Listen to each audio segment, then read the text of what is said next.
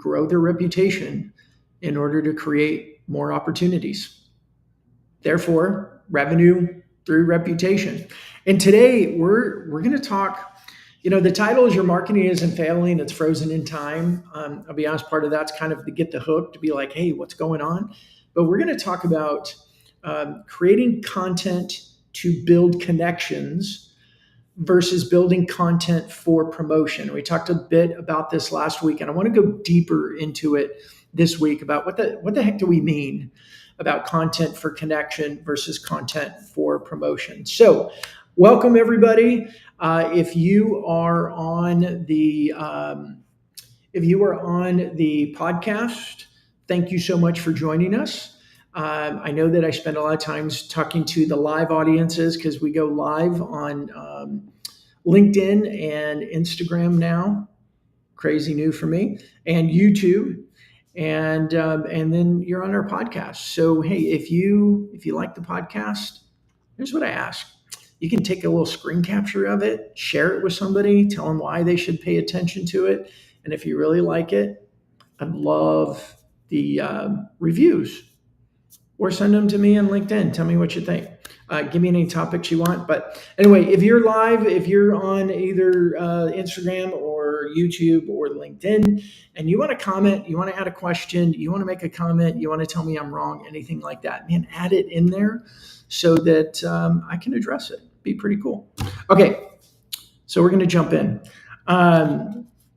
In 2018, I started my first podcast and live show. It was called Celebrate the Wins. Now, I know a lot of people out there, you may have started shows. I know I've heard from a lot of people like, oh, we started a show, or we tried a show and it didn't work. Well, this is my story of a show that didn't work. In 2018, I started a show that was called Celebrate the Wins. Now, I think that we were right in our approach.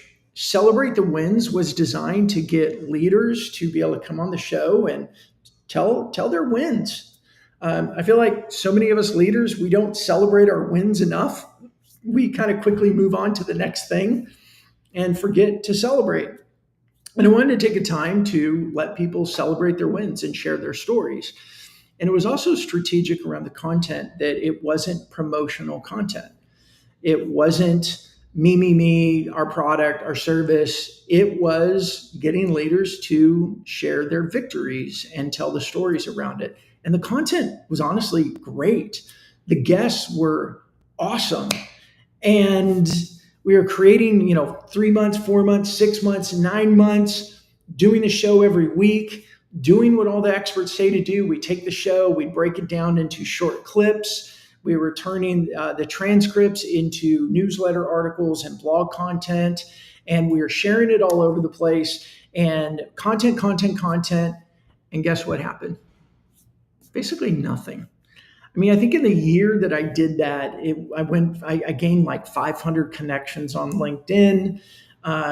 It was just frustrating that we were doing everything right. We were creating a ton of content, but we weren't getting traction. It wasn't working, like we hear so many people say. What I realized in hindsight, so in 2020, shut it down in 2019, mid-COVID, started doing more lives again. And that's also the time that I learned that content needs to be done differently. Now, I've known this throughout my career, but I just honestly, at this time of my life, I took what I thought I knew, what I've experienced. Let me rephrase that. I took what I knew, what I'd experienced with content in my previous companies, and kind of put it on a shelf and started listening to experts that were talking about the way to create content for LinkedIn. And it was very promotional. So when I look at the time I was doing Celebrate the Wins, simultaneously, the rest of my content was promotional. It was all about our products, our services, what we do. Some of it was case studies, but it was much more about us. And nobody cares about that type of content. So the show itself, we were doing the right things, but the supporting content around it was very promotional, and it turned a lot of people off because nobody wants to be sold. And so I ended up shutting down Celebrate the Wins. And then in 2020 and going into 2021, I started going back to what I knew to be true. And it was creating content for connection. And that concept for me has evolved over the years. I mean, I started creating content for connection in 1998. So it's evolved over the years, but the foundation of it is still the same. Creating content that gets an emotional response creates that connection from the audience to the person that created the content. And promotional content just doesn't do that. So if you're one of those companies out there that you've been creating a lot of content, you've been doing all the right things, you're checking the right boxes, but it's still not working, I hear you. I hear you. It's not that you're not creating enough content. It's that we're creating the wrong type of content. We're creating content to promote instead of content to connect. So I made the shift and I started getting back to my roots and created more humanity content, as I call it. And I'm going to talk about humanity content. I'm going to talk about how to create business content in a manner that connects instead of being ignored. I'm going to talk about all that today. But in 2021, I started creating more humanity content. And the type of content that I created, and I said humanity, I know a lot of people, LinkedIn isn't Facebook, and creep that type of content out of here. Well, humanity type of content for me was using pictures to demonstrate my humanity, but also using the content to demonstrate my experience in business. So here's an example. It was there was a picture of me with my daughter, and we were on a hiking trail. So giving insight into what I am, what I do outside of being a business owner, and sharing a bit of my personal life. And yet the copy was talking about my experience on that trail, and that we weren't expecting, we just didn't pay attention, that a storm had gone through the week prior and the trail was thrashed. And so we got there expecting this trail that we've done before, perfect, pretty, neat, easy. And instead there were trees down, there was debris all over the place, and we weren't expecting it. So the copy was me talking about entrepreneurship or business in general, that so often we have expectations of a linear path to success, and we get there and storms come through, figuratively speaking. So that's a concept of humanity with business side. So it's not picture of my food like belongs on Facebook. Honestly, nobody wants to see your food anywhere unless you're a chef, but whatever. But creating that humanity, pictures with personal, with business content, what happened is I started to see more engagement, more comments, more connection requests accepted, more followers. During this Celebrate the Wins, I was saying earlier, in a year, I grew like 500 connections, really not that big of a deal. But in 2021, we also started Mastering Modern Selling as a show and podcast. Simultaneously, I started changing the type of content that I was creating and sharing to be more of this humanity content. And I just found out from Carson shared it with us this week that Mastering Modern Selling has just been rated the #1 social selling podcast by FeedSpot. Now, is there a correlation? I think so. Look, I changed the type of content I created to be more connecting with people instead of promotional, which means I got more people watching the content, paying attention to the content. In 2021, I had about 2,500 to 3,000 connections, and now I have about 13,000. Now, I know I'm not 100,000. I'm not the huge influencer, all that. I haven't really tried to be or pretended to be. But what I've seen over the time of changing the style of content for connection is I saw an increase in the listenership and the subscribers to Mastering Modern Selling. I saw my own connections and followers increased to 13,000. And most importantly, I saw the conversations increase pretty dramatically, the opportunities for business. And in that time, when we launched Mastering Modern Selling, I launched a show to talk about LinkedIn. I didn't even like the term social selling. I still don't love that term. But we just wanted to create a platform, Carson, Tom, and I, where we talked about what are we learning with LinkedIn and how are people using this to generate revenue. It wasn't until later that Fist Bump even started. So if you're in that stage, you're creating a bunch of content and you're just getting kind of frustrated and feeling like it's not working, man, I felt your pain. And the answer to it is not more content, but changing the style of content that we've been creating. So we're going to talk today about, your marketing isn't broken. It just needs to be, tweaked a little bit. I want to talk a little bit about emotional resonance and what that means and why it is so important that our content resonates emotionally with people. No matter if you're it's about your product or service or what you do, it has to emotionally resonate or else they won't remember it.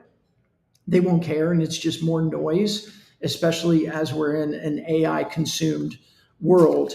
And I'm going to give you the 4-step. I've got these really cool 4-step storytelling framework that is, I know there's a lot of frameworks out there to tell stories. What I like about this one is, it's really designed to build that emotional resonance. And this is something you could use with humanity content. It's something you can use with your professional promotional content as well. So we just start flipping the script a little bit and sharing your content a little bit differently. So buyers and audiences are totally overwhelmed with content. So if we're not being strategic about the content that we create and using it to build that emotional resonance, we're just more noise that's going to be forgotten. So let's talk a little bit about what I mean by that. What is emotional resonance? Resonance. It's when our content resonates with an audience emotionally. When it hits an emotion, it's something they can relate to personally. It then touches the heart, not just the brain. And we are human beings and we are led by our hearts. So when we emotionally connect with something, we remember it more. We remember it easier. It's like, I like to say, when we emotionally connect with something, there's like a hook in our heart area that it goes on and we remember it, we recall it, and we stand out. Seth Godin has amazing writing, and he has this concept around the purple cow. And most of you have probably heard it, but you see black and white cows, you see brown cows, you see black cows, you're like cow, cow, cow, cow. They're all cows. I grew up in dairy country. I mean, I know cows. But if you ever saw a purple cow, you would remember exactly where you were, who you were with. You might even remember the smell because that's the way our memories work. Like it would be such a profound shift that you would remember exactly where you were when you saw a purple cow. And that's the goal of creating content that creates resonance. And I know that's a big lift. That's a big ask, like comparing it to a purple cow. But that's the direction that we need to be moving with our content. Is every time that somebody is paying attention to our content, reading, watching the video, whatever, how are we helping them have an emotional connection to that content? And that's really what we mean by emotional resonance. So now that we understand emotional resonance, I want to talk about the 2 different types of content that creates emotional resonance, or the 2 different types of content that we all need to be creating, especially as we're talking about executive leadership. You've heard me say this before, I'm sure. What people really want to know right now, they really want to know what your leaders are really, really, really like. There's a couple layers of things. Go with me on this. They want to know who your leaders really are. They want to know how they think. They want to know what they've experienced. They want to know how they've succeeded. They want to know some of the challenges overcome. They want to know how they are much more than they want to know about your product or services. And when we're leading with that type of content, we're building that emotional resonance because we're sharing personal story. We're sharing stories of overcoming we're sharing stories of success. I just a couple of days ago, I shared a post about a failure as a business owner. And I was sharing authentically about, man, this is what it did to me. It kind of wrecked me. And I was going through a little bit about that detail. And what happens from that is others are able to see their own stories in it, their own experiences in it, and they resonate with it. So what happens is you get more people commenting, you get more people liking it. I got a couple of direct messages from people who actually didn't like it or commented on it, but they obviously saw it because they direct messaged me and said, "Hey, thank you for sharing that. I've gone through something similar, and it's just good to know that I'm not the only one." Right? When we share those authentic stories, what have we lived? What have we learned? What are we living? What are we currently learning? That's the type of content that gets remembered, and we stand out like a purple cow from all the other voices that tend to just be business, business, business.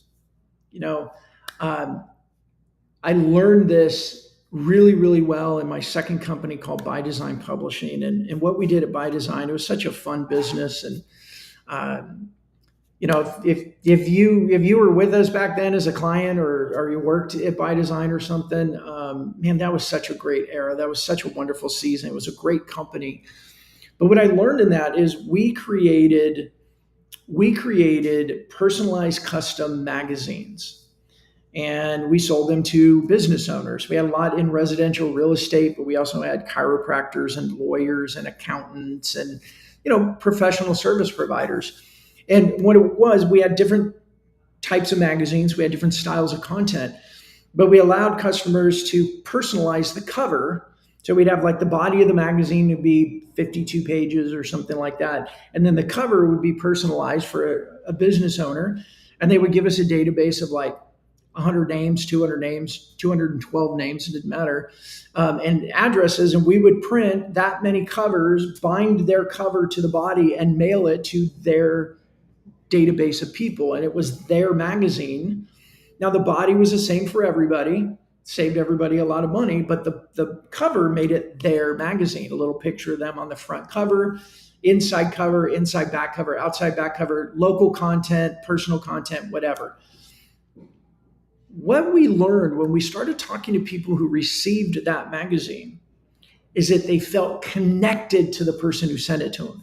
They felt emotionally resonant. They felt this emotional connection to them. And I'd hear from clients who would say, like, my friend Gail Hartnett, and she told me this story many times, but she'd get a call as a real estate agent as a realtor in Boise, Idaho.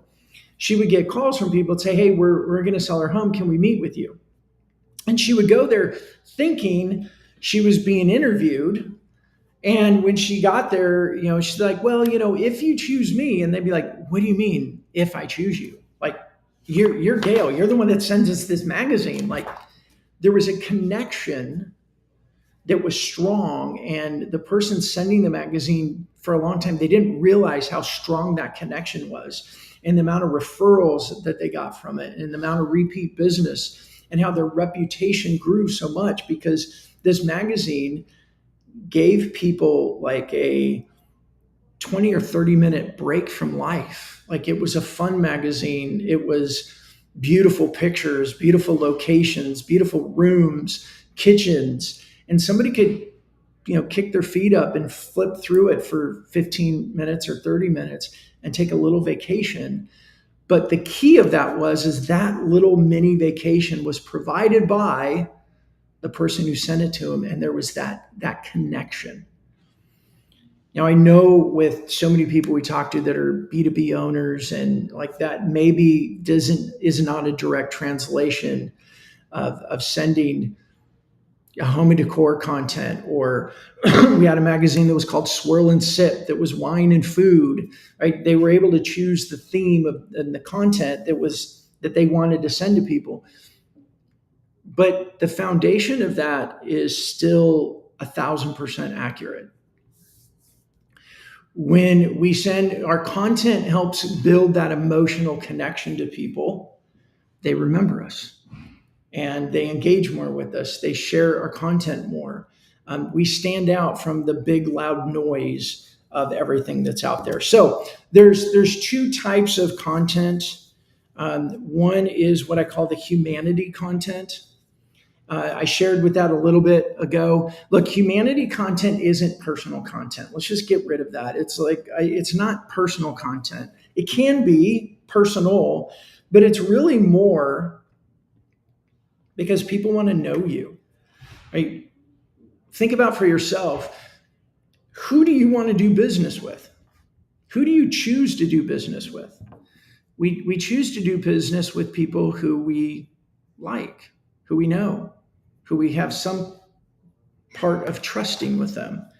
But overall, if we like people, we're more likely to do business with them. If they have a competitor of somebody who we don't know, or especially we don't like, we're always going to choose to do business with those people. So you've got this double value proposition here when you start sharing your humanity. I'm going to share this story. We have a client of ours right now, who, when I met with him as the owner of the company, I had said, like, okay, well, why me, why us, why now? And he kind of chuckled a little bit. And he got this look like, I can't believe I'm going to tell you this, but it's true. He said, a little while ago, I don't know, a year and a half ago, he's like, I saw this post of you and your daughter hiking. It's what I told you about a little bit ago. He's like, I saw you and your daughter hiking, and then your content was something about how the trail, and you related it to business and unexpected things. He's like, I just always remembered that post. I remembered seeing you and your daughter, and I like doing active things and hiking with my kids, and I just always remembered it. So when the need for leader-led content came up in his world, he said, I'm going to call Brandon.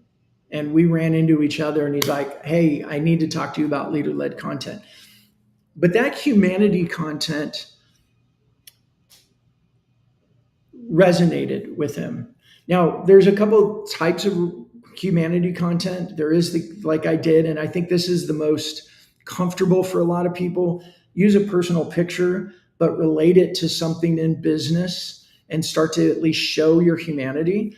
But there's also the humanity content that is sharing your experiences.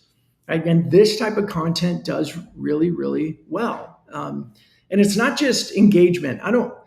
I like engagement because of what it means for opportunities for conversations. But other than that, I don't get hung up on how much engagement, how many impressions, how many comments. I don't have time to care about that. But this type of content does really well with it because it's raw. So much of our business content is safe, it's polished, it sounds like it went through the PR machine, and it gets highly ignored because that's mostly what we get. But when it's executive content or leader content or just person content, but you're telling a story of what you've been through, and like it doesn't mean you go full open Komodo and sell and share all the nasty, dirty things, laundry, whatever that you've been through. But sharing things like, hey, I had this big challenge, and this is the way it made me feel, and this is what I ended up doing, and this is how what happened. Even if it's not an awesome outcome, but you're just sharing your story, you're sharing what you've learned. Maybe you share what you would do differently in hindsight. not only is it emotionally resonant, like people can connect to it and go, wow, I've been through that, but it makes people remember you and it helps them feel like they know you, and like you and trust you. I've shared this story before, and Natalie and I traded some text messages this morning. I was at the airport sitting in my gate trying to get an email out before I jumped on my plane, and I got this tap on my shoulder, and it was Natalie. At the time, I didn't know her as well. We were connected on LinkedIn, but we had never met in person. And she taps me on the shoulder and she goes, Brandon. And I said, hey. And I stand up. She gives me a hug. She's like, it's Natalie from LinkedIn. And I'm trying to connect the dots. But here's the point: because of my content, she remembered me. She felt like she knew me. She felt more connected to me, to a point of not only stopping while she was rushing to her gate, but tapping me on the shoulder, saying hi, giving me a hug. And then we had a coffee meeting a few weeks later, and now we've been doing work together. That's why that type of humanity content is so important. And it leads right into executive storytelling, because executive storytelling is an extension of that. With executive storytelling, executives may not be as comfortable about using a personal picture or something from their personal life, a hobby, something they do. If you like boating, you like golfing. I love what Butch Nicholson does with, he's been a lifetime golfer, and he does a post where he does videos about business and sales, but he does it from the sand trap when he's out golfing. And so he's giving this glimpse of, hey, I'm a golfer and I've been doing this my whole life. But the content he's talking about is what he's learned over the years in sales and what's been changing in sales. When we do that, it helps people feel like they know us. And when they feel like they know us, we stand out from all the other voices that are just pitch, pitch, pitch, and they don't feel like they know you. And it gives us that increased probability of being successful. So let's talk a little bit about executive storytelling. And I'm going to jump right into the 4-step framework of telling stories. But the idea is that we move an audience from feeling seen, like, hey, I get you, to a sense of an urgency of like, man, you not only do you see me, you get me, but also trusting the solution and the outcome that you are proposing, and moving them to a point of taking action. So I want to ask you is, how is your executive storytelling happening right now? What type of stories are you telling? How are people resonating with it? If you're like most people that, hey, we're doing our best with content, but we're just not getting the engagement that we want, we're not getting the conversations that we want. We post, but then our cold outreach is still getting met with a lot of hangups or no returns, and no return voicemails, no returned email, because people don't know you. When they feel they've got that emotional resonance with you, they feel connected, they know you, then they're much more likely to return those cold outreaches, because I know you. I feel like I know you. Now, I've shared, excuse me, Chris Dunn's example, sending out cold emails as he's doing this work in LinkedIn and showing more of his humanity. And he sends an email out to somebody who responds and says, hey, yeah, let's schedule a call. Cold email, right? Cold email, not someone he knows. Sends it out, and the guy responds, yeah, let's schedule a call because I feel like I already know you from what you post on LinkedIn. That's a win, right? That's a win, because our content paved the way. It led the work for us so that somebody felt like they know us, felt like they knew us, and said yes to a meeting. And then it becomes an opportunity. That meeting may or may not have gone anywhere, but getting that call and building that relationship may lead to a future deal or a referral to a deal or who knows what. But it's much better than not getting the call, right? Okay, so we got our humanity content, we've got our executive storytelling. I want to deep dive into the framework, and then we're going to wrap things up. So first step, and hopefully you heard this, my story at the beginning about celebrate the wins and everything. It was following this model. So number one is align. Step one is align your story to show empathy and understanding of your audience, especially their challenges. So when I talked about celebrate the wins, I was talking about, man, we did it. We were doing all the right things, but we weren't getting anywhere. So the beginning is align and help people understand like what you've been through resonates with what they're going through. So they feel like you do know me. So we want to align ourselves to what they're going through today through our story. And it's pretty easy, right? We've all been through challenges. We've all made good decisions. We've all made bad decisions. We've all done things we wish we did differently. Like sharing that type of stuff is pretty easy. The next step, and by the way, on the align, it's really making that message about them. I actually prefer to do third-party stories than my own personal stories in that. Sharing the one to celebrate the wins was just so perfect for anyone that's creating a whole bunch of content and being frustrated, because that's exactly what I went through. But generally, I like third-party stories, so I don't even say I and me. I can say they and them and we and us. But I did today with a personal story. Anyway, using that first part, the align side, to make it about them and not at all about your product or service. The second stage is agitate. Now, agitate is, and I've learned this over the years, like I didn't do this well for a long time because I've always been like, gosh, nobody wants to sit in that stuff. Let's just move to the good part, right?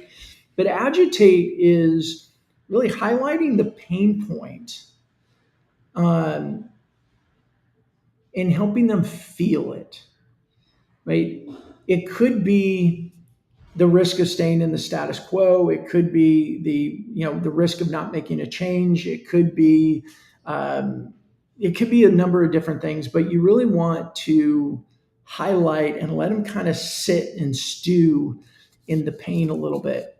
Like, hey, when you're creating all this content and you're doing a show and you're creating videos and you're creating newsletters and you're publishing and you're publishing to LinkedIn and YouTube and newsletters going out and all this, and you're not getting something, man, it just makes you feel like crap, right? Like, I'm doing the work. I'm doing the things the experts say to do. I'm checking the boxes. But people out there say, oh, I got all this success. And I'm looking at going, I'm doing the same thing. And I'm not getting that success. Like, it's frustrating, right? It's frustrating to do a lot of work and have these expectations and have it not come to pass. So we're highlighting the frustration. We want to let them stew in it a little bit. Like I said, I've struggled with that over the years because nobody wants to stew in frustration, but yet it makes a lot of sense. If they don't really feel it and you move on, then the rest of it may not have the oomph to it. It may not quite have the power. So align and then agitate. And then step 3 is assert. Assert is, present your unique perspective. Present your solution clearly. How do you differentiate yourself? In my story that I was sharing before, like there I go again, right? My story. But in the story I was sharing at the beginning, the assert was when I realized I had to present more human content. I had to create content to create connection instead of content for promotion. That's when things changed. That's when Mastering Modern Selling became a much more successful show than Celebrate the Wins ever had a chance to. It's become a #1 social selling podcast on FeedSpot. We've been doing it over 3 years now. My personal LinkedIn gone from about 2,000 to 3,000 followers to 13,000 followers, and all these different opportunities. And Fist Bump came out of it, has launched a new company out of it. You see where I'm asserting that when you present the new perspective, something good happen. So that's where you assert it and go, but when I did this. And then the last step is the invite. The invite is not a bash them over the head, but a gentle like call to action. Hey, I've just gone through all this. If you're a marketer, you're a leader, your marketing team's doing the work, they're creating a bunch of content, they're checking the boxes, you think they're doing the right thing, but you're just not getting the success you want. I spoke to someone the other day, and a printing company, they're spending several $1,000s a month with someone who's creating their LinkedIn content for them, and they've got nothing out of it. They're checking the boxes, they're doing what they think they're supposed to do, but they're just not getting the calls or the conversations or the growth from it. So if you're in that stage and it's been frustrating, you feel like you're wasting money, when we create content to connect versus content to promote, we get more conversations because your audience then feels like Chris Dunn experience, I feel like I already know you. Let's get on a call. When they feel like they know you, when you change the style of your content to build connection instead of promotion, that's when you get more yeses to your request for conversations. That's when pipelines get filled better. That's when you become more successful. So as you're watching this, if you're in that situation, you're in that boat, you're a leader, or whether a marketing leader, a CEO, sales leader, and you're like, man, we've been checking the boxes. We've been doing the work and we're frustrated because it's just not creating the outcomes we want. Let's talk. I've got a brief that I can share with you. It's not salesy at all. It's not pitchy. I got a brief about how and why emotional resonant content wins more opportunities for conversations versus content that creates promotion. I'm happy to give that to you. If you want to throw it in the comments, just do #brief and I'll shoot you a copy of it. Again, no salesy, no pitchy. Don't force you to get on a call unless you ask for one. But if you want that brief, just throw in the comments #brief or message me on LinkedIn or whatever channel you're watching this on, and I'll be glad to get it for you. So, hey, I want to wrap up. I want to wrap this up. Here's the way I want to wrap it up today. Creating content is still king, right? Content is king. We've heard that. But for a lot of reasons, we've been doing this content marketing thing for over a decade. People are starting to get used to all the hooks and ploys and subject lines and everything else, and they're not as interested. There's so many more companies in the space because of the startup culture. That means that your industry, I don't care what industry you're in, they're getting hit more by more people.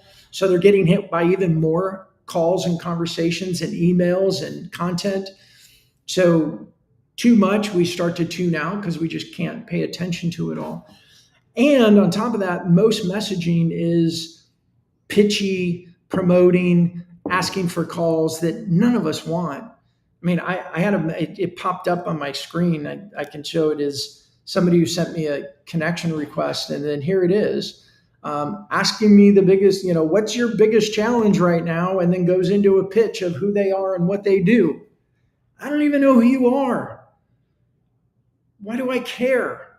Unless I had that specific need right now, today, I'm not paying attention to that. Are you paying attention to that? I know my friend Alice Hyman posted just a few days ago about, and she put in examples of some of these LinkedIn direct message pitches she got.